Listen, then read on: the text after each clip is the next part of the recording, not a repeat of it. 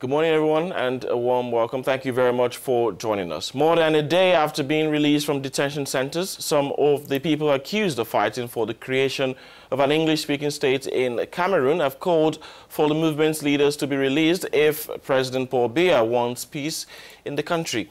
The call comes after more than 289 people who had been arrested for attempting to create an English-speaking state were freed on Friday after President Paul Biya had ordered legal proceedings against them to be stopped a day earlier.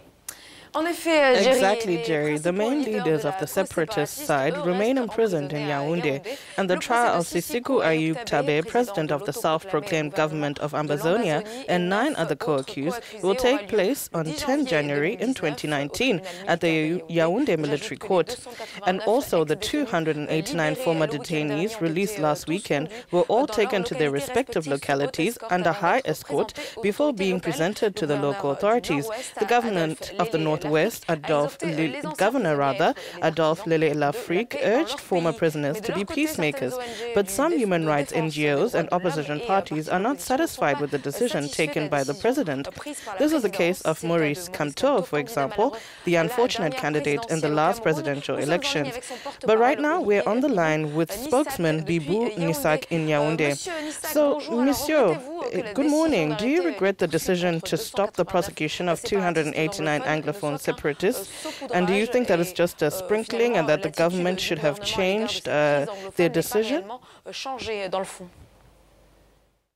It must be said that the decision to release 289 detainees is another shocking illustration of the extreme mediocrity of the Cameroonian presidency, which is not learning from the past, and which, in this case, are trying to put aside Maurice Kamto. So let me explain further. President Kamto, during an address that took place a few days before the arrest measure was taken against the 289 detainees, and also before a national demobilization, disarmament, and reintegration committee was set up, reiterated these measures in some casual conversations. For instance, that these measures should be taken, but only on condition that a German process that involved the opening of an inclusive dialogue can be laid, and that this then lays the foundation for negotiation, during which included a ceasefire, and whose demobilization and disarmament of the separatists, in particular, could be discussed and organized in a rational manner. So that's what was set in motion.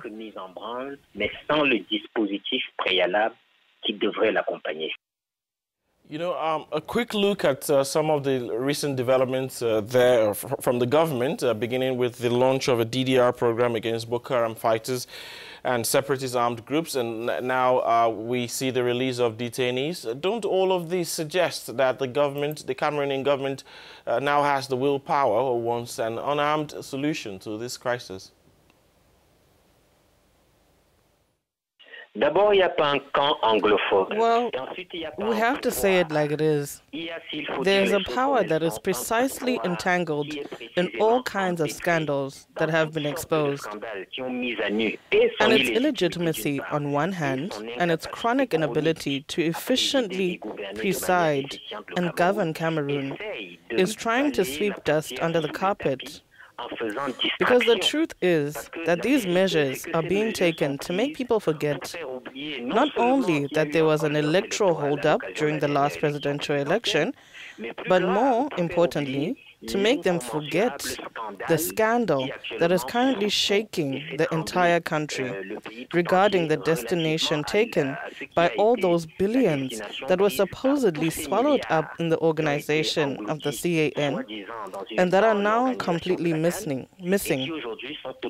And it should be pointed out that this fiasco, which today makes Cameroon look ashamed, is a laughingstock for most countries around the world. In fact, based on this, the money that was put there was directly managed by the presidency, where the markets were essentially conducted by mutual agreement. And scandals are revealed every day. This regime has tried to create a diversion by creating a lure to distract Cameroonians and precisely divert their attention from what is currently happening and the major problems facing Cameroon. Okay,